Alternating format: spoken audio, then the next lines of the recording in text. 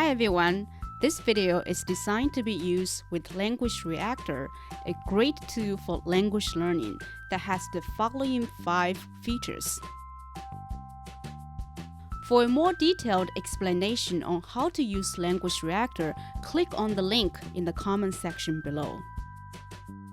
If you wish to study with transcripts, go to our website store to have access to our entire PDF collection for one low price, as well as other inexpensive courses such as HSK 1 to 6, Anki flashcards, pocket-sized posters to study Chinese characters, as well as audio podcasts, street interviews, in-depth interviews, and more.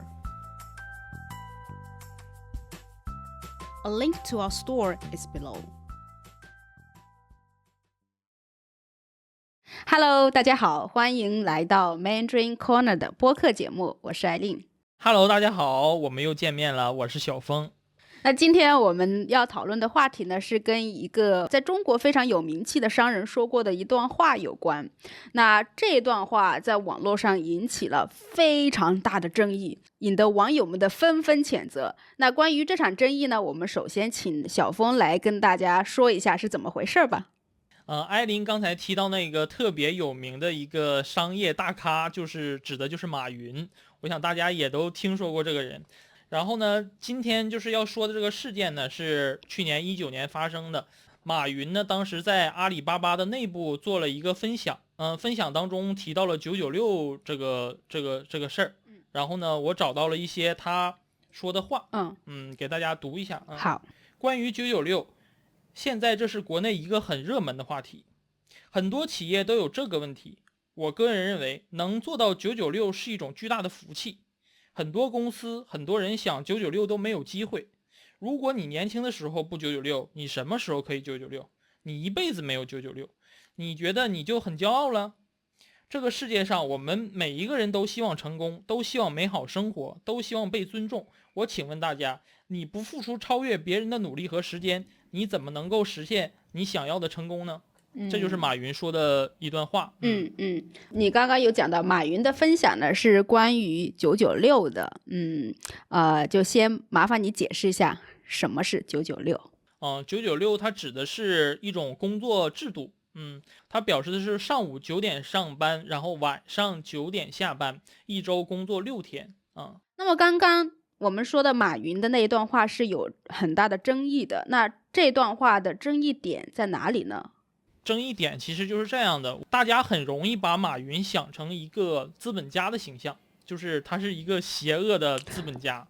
我感觉很多人想到马云会觉得他比较励志吧，因为他也是从一个很普通的人，然后一路艰辛的创业到现在成为了中国数一数二的商人。他励志的这个形象实际上是在几年之前嘛，就特别是在说这段话之前，大家觉得他是一个很励志的形象，但是他说完这段话以后呢，就变成了一个邪恶的资本家。因为他提这段话的时候，首先他是老板，就是996这个东西呢，实际上是针对员工的一种加班制度嘛。那如果一个老板站起来说我支持996，那明显大家就会想这个老板的目的是什么，就是说我是一个老板，我要告诉大家更努力的工作，更努力的干活，以后才有一个美好的未来。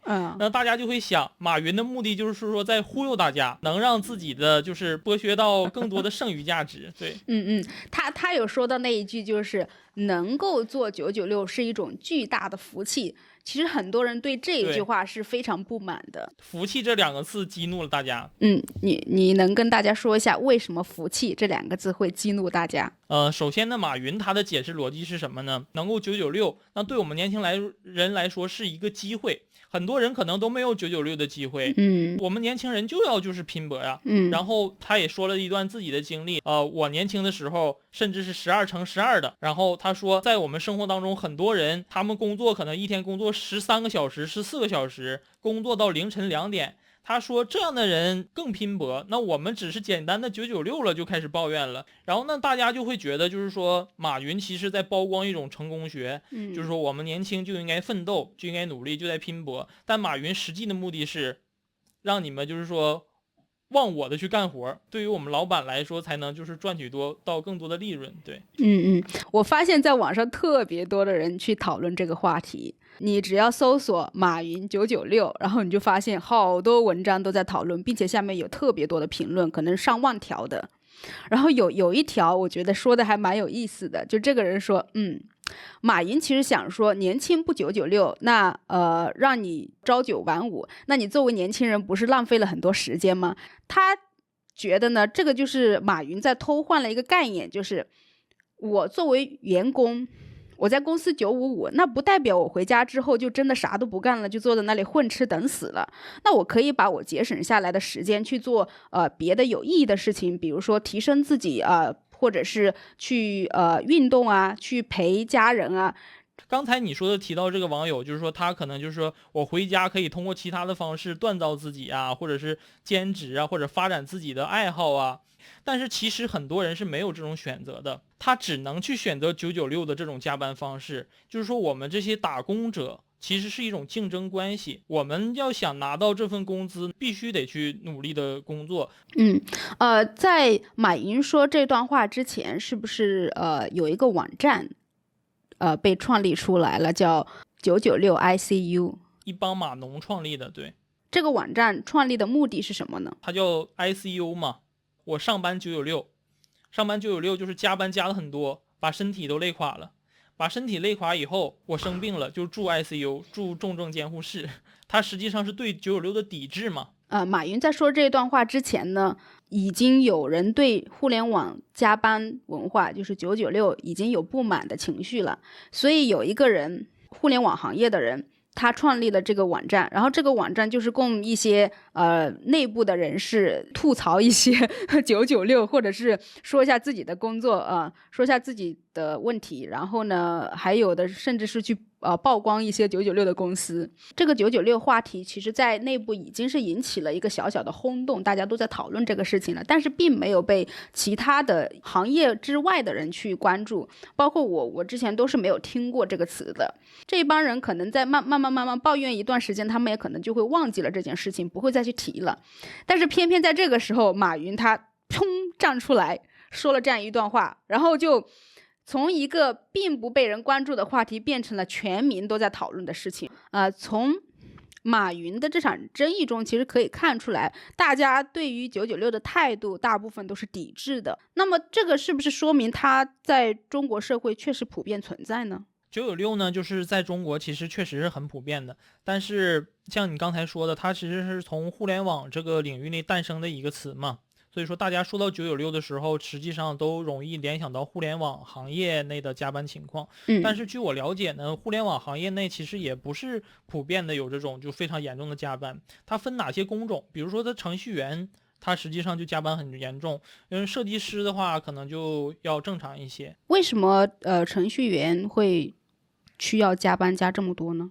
它是由他的工作的方式决定的，因为程序员他必定是在实现这一过程，就是他敲代码写代码，然后这个过程呢实际上很麻烦。首先它代码是很长很长一段的，不是说我们想象的就是说几行就完事儿，它是很复杂很长的很长的一段，然后他又去试错的，然后又纠正嘛。程序员也会对设计师有所抱怨的地方在于呢，有时候设计师提出的就是想法过于离奇怪异，他们的程序就很难实现。为什么在互联网行业996会这么普遍呢？首先呢，互联网呢，它是这几年兴起的嘛。互联网其实代表了高薪的职业。那高薪的职业实际上就是求职的人就会很多，找工作的人很多，但工作职位可能就比较少。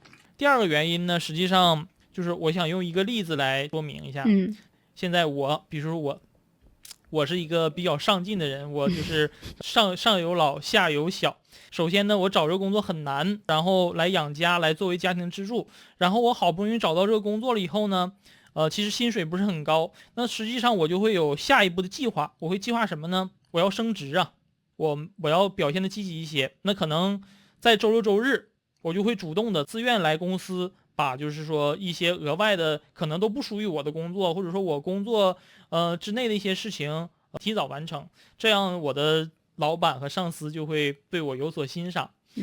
那有其他的同事看到我因为这样做这样的事呢，得到了甜头，他们就也会加入到开始自愿加班。大家都是竞争关系嘛，那我也想表现得更上进，更积极，那大家都来加班。那久而久之的这种氛围呢，实际上就形成了一种潜规则。这个潜规则它不是说谁立下来的，不是说老板说我定一个潜规则，你们来我的公司必须得加班，它实际上是大家共同形成的，它是这种竞争意识形成的。老板也发现了这其中就是对我有好处，然后老板呢可能就开始宣扬说鼓励员工来对积极加班，积极的就是要有上进心。那最后呢可能就是发展成甚至是企业文化。可能一开始这个第一个主动要求加班的员工，他是被认为具有这个上进的品质，但是到最后大家都在做这个事情，就变成了一个常态。那么变成常态之后，它就不是一个好的品质了，就是理所当然的事情了。那么老板就会觉得大家都应该这样子做。在这种氛围下，如果说你不去自愿加班，你反而会受到就是道德谴责。对，道德谴责。因为我本科是学的建筑学，对，我说一下我建筑那个行业内的加班情况。行，就是我们要出某个建筑的一个方案，在1年之内把这个工程落实嘛。那我设计师就有一定的进度，但是要方案的这一方就会突然的改变的某些需求，就以前可能是实体的那种墙，水泥墙，我现在要加个玻璃幕墙，透明的。他觉得加一个玻璃幕墙只是说你在图上改一个小的地方就可以的，其实不是，它在结构上可能要算力学呀、水电呐都要相关。实际上这个东西带来的工作量就很多，所以说大家都要加班，通宵加班。就是建筑行业内的这种通宵加班，实际上是很普遍的。那我跟你说一下我的个人工作经验吧，就是加班的经验。在我刚刚中专毕业的时候，被分配去了一家电子工厂工作，是一名普工，就是代替机器的那个人，所以我基本上就是像一个机器人一样的在那里每天重复同样的工作。上白班就是8点到8点，早上8点到晚上8点，那上晚班就是晚上8点到早上8点，就熬整个通宵。而且如果单子多的时候呢，我们可能连1天都休息不了，可能我这1个月只休息2天，规定说是要休息2天的嘛，1个礼拜，所以我们是有1个月是有8天的休假的，但是这个他未必会给你休，经理他会按照当时的订单量来给员工安排他们的休假。这个其实就让我想起了那个那叫什么那工厂。什么工厂？富士康。对，我想起了富士康。对，因为我之前就是说就是在做教育行业的时候，有一个同事，这个同事跟我讲过，他以前去过富士康，他就说里面那种工作就是像一直是重复性的工作，就像机器一样。然后呢，其实通过996呢，我还能想到一件事情，其实996我觉得它往大了一点说，它代表了加班制度、加班文化。我觉得再往大一点说，它就是指的就是我们当代中国人生活中忙碌的这种状态。我可以举一点，就是我家乡那里的例子。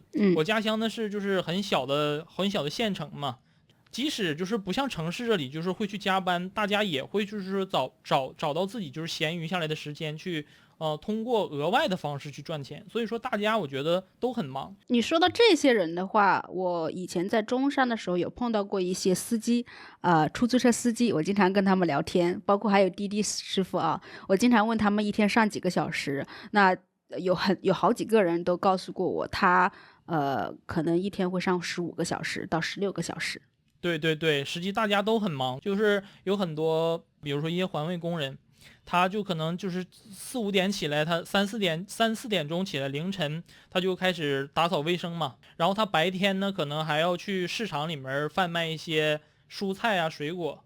你看他这样的人，他一天的工作可不止996了，我觉得他工作时间要更长一些了。对，也跟中国人的生活状态有关系，因为大家经济压力比较大。假如你是一名男性，如果你是已婚的话，那压力更大了，你可能需要赡养你的父母，然后你老婆的父母，你可能还买了房子、车子，然后你小孩儿，就基层的底层的人物面临的生活压力是比较大的，所以他们希望能够用自己的时间去换来一些经济额外的收入，对，额外的收入。我觉得中国人就是处于一个比较紧张的状态。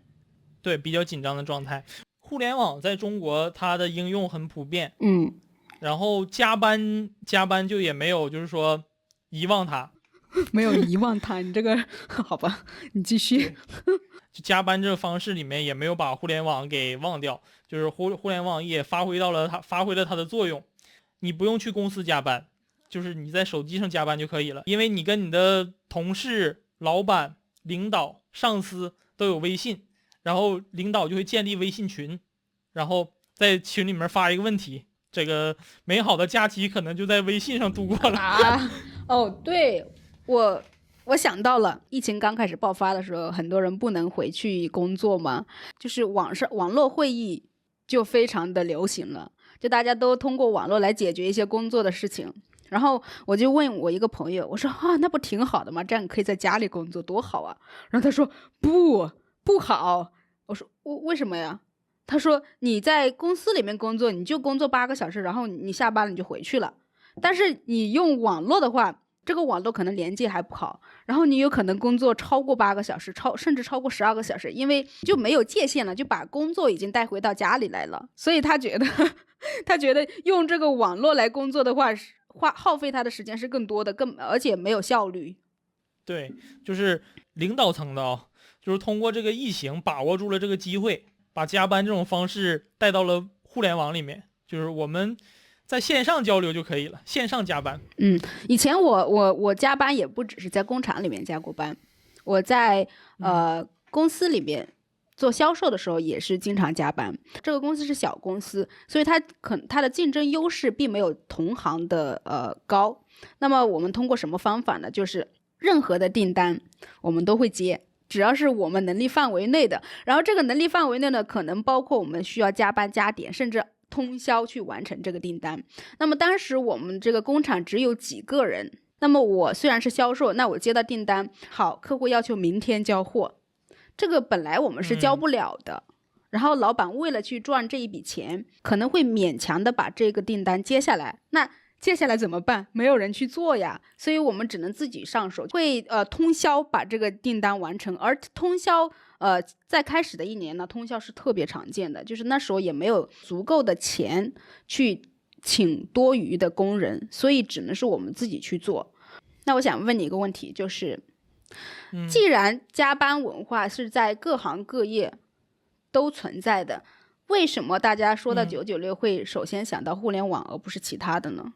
我觉得码农他因为他跟互联网离得更近一些，富士康那些工人他们就是说工作之后可能也就抱怨，也不会去上网上去发表什么意见，对吧？但是码农呢，他跟互联网之间是直接衔接在一起的，他都可以创立域名了，都可以用域名去进行抵制了，那实际上他就是说离这个抵制这种就是手段比较近。对，既然大家呢都在抵制996啊，那么这个996肯定是给他个人或者是社会带来了什么影响啊？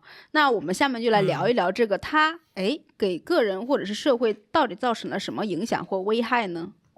还是从那个域名开始吧。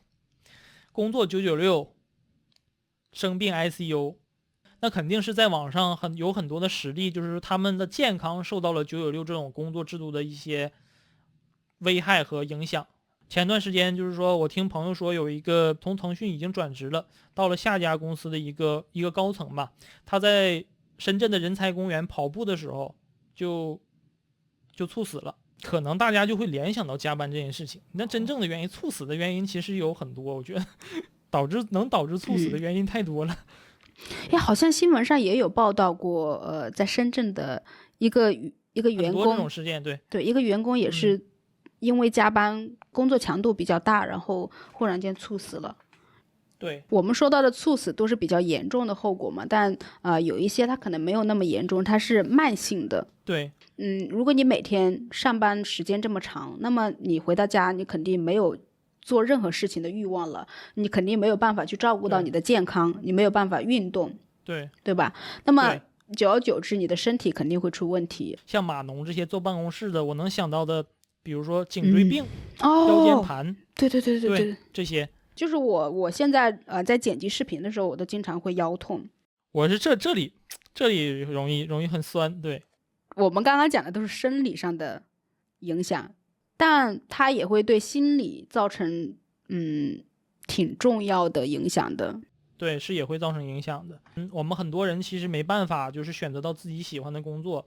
那做这种自己不喜欢的工作，如果说然后又会费了很多时间的话，久而久之的话，就会心力憔悴，就会产生很大的心理负担。就是很多人现在当代的人都会去看心理医生嘛，我觉得也是这个原因。就是当代这种工作的方式对人心理也产生了就是不良的影响。其实大城市的人是特别容易焦虑的，就我觉得工作压力大了，然后可能加上家庭的压力，那就很容易产生焦虑。这个焦虑是真的是特别常见。我觉得我当时在深圳工作的时候，我就长期的处在焦虑的状态。我之所以焦虑，是因为我对现状不满，我不喜欢我当时的工作，但是又觉得没有其他的出路。因为我首先我的学历不高嘛，我比那些大学出身的人就已经矮了一截了，就选择的机会就已经很少了。然后我就觉得我的人生是没有希望了，我除了做这份工作，我想不到更好的工作。还有一个大家所熟知的就是码农程序员们，他们会跟一个什么形象联想在一起呢？就是可能不修边幅啊，穿那个拖鞋，然后也不理发呀，对对吧？对，就是码农他因为他不修边幅嘛，就是可能就很难找女朋友，然后自己的社交能力可能也会下降，也不是很强。对，你觉得他们是社交能力下降，还是他们本身就缺乏社交能力？我觉得两种都有。就有些人他本身就是不喜欢社交，也有的人呢是以前呢可能是很开朗活泼的那种很喜欢社交的人，但做了就是码农这份工作以后，因为长时间的就是说与人际交往隔离，然后呢他们的社交能力下降了，甚至都变成了就是有一点轻微的社恐。对，你让他去社交，你让他去聚会的话，这种陌生的东西会给他带来一些恐惧，而且没有时间呀，真是没有时间。对，没有时间。所以他们很可能就没有办法去考虑自己的个人幸福问题了。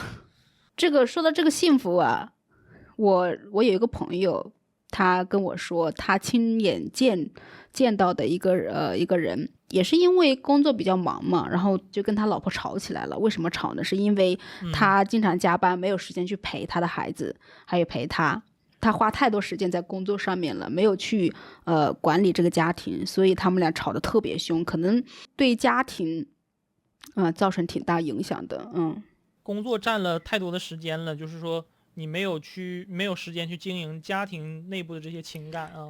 你觉得996这个文化对创造力会有影响吗？是帮助了呢，还是帮了倒忙？他重复性的工作很多，他在同一领域一直重复性工作的话，会使他的思维很僵化，就是这就限制了创造力。然后第二个呢，就是我要说的，就是说低欲望社会，就是他很疲倦，他自然的就没有欲望再去创造。对于创造力呢，我的理解是这样子的：当一个人的脑子一刻都闲不下来，一直处于忙碌的状态，他是很难去激发他的创造力的。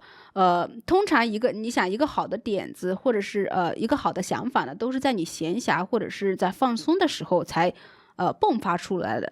它也不是说你一直在敲代码或者是在做一件事情它就出来了，因为你的脑子没有给你的大脑空间去想去思考。我觉得思考跟学习还是不一样的，就是说你进入一个公司以后，你可能就是要面对很多要学习的东西嘛，但是你在学习的过程当中，实际上都是在接受某种已经建立好的一种建立好框架的东西，这其实不是创造行为。这种工作方式如果占用了人生活的太多时间，确实会对创造力有影响。那我们说了这么多关于996带来的危害它有没有好处呢？当然有好处了。如果说我们真的每个人就是说是自愿的去做996的，这个事情就是一件好的事情。对于我们发展中国家来说，它创造了很多的价值。就是说要让我们的社会向更好的方向发展的话，那每个人肯定是要投入更多的时间去努力把自己的工作干好。但是刚才我们提到那个自愿加班那种形态，它形成了一种不良的工作风气或者是社会风气，我觉得这个是不好的，而且它对我们的身心都有伤害。我觉得这个是以后我们需要就是说提高的。你觉得这个能改变吗？这个真的很难改变，短时间内。对，因为它实在是太普遍了，所以我觉得如果真的要完全改变这一工作文化的话，它真的是需要社会上所有的人都参与进来。那今天我们的讨论就到这里了。